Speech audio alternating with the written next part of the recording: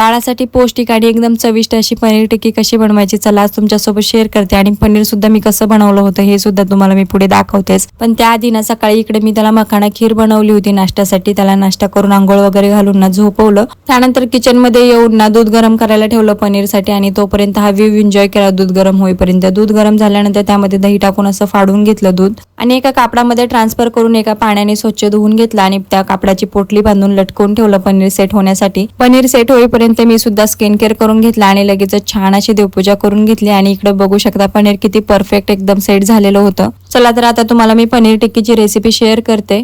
तर त्यासाठी मी इथं उकडून घेतलेला बटाटा, पनीर आणि चिमूटभर जिरा पावडर आणि थोडासा रवा टाकून छान टिक्की तयार करून घेतली आणि तव्यावरती थोडंसं तूप टाकून दोन्ही साईडनं भाजून घेतलं होतं। तुम्ही तुमच्या बाळासाठी फिंगर फूड ट्राय करत असाल ना तर हे बेस्ट ऑप्शन आहे, कारण खूप सॉफ्ट होतात ते, एकदम इझिली बाईट करू शकतं बाळ। सो तुम्ही नक्की ट्राय करा आणि हे दह्यासोबत किंवा चटणीसोबत तुम्ही सर्व करू शकता। त्यानंतरचं माझं रुटीन शेअर करते। बाबूचं तर जेवण झालं, पण आमच्यासाठी काय म्हणून आमच्यासाठी ना काजू पनीर मसाला बनवला होता आणि लगेचच मग लादी वगैरे पुसून घेतली जेवण झाल्याच्या नंतर। सगळी भांडी वगैरे घासून ठेवली, कारण आज पिठाचे डब्बे वगैरे घासायचे होते, खूप जास्त भांडे पडलेले होते। सगळी घासून किचन वगैरे क्लीन करून घेतलं। त्यानंतर इव्हनिंगला ना मार्केटमध्ये गेले होते, कारण परीला 15 ऑगस्ट साठी ना एक कॉस्ट्युम आणायचा होता, तो घेतला आणि त्याचबरोबर देवासाठी फुलं पण घेतली। आणि रक्षाबंधन जवळ येते तर मार्केटमध्ये जिकडे बघावं तिकडे राख्यांचंच कलेक्शन आहे। तर आजच्यासाठी एवढंच, भेटू नेक्स्ट व्लॉग मध्ये।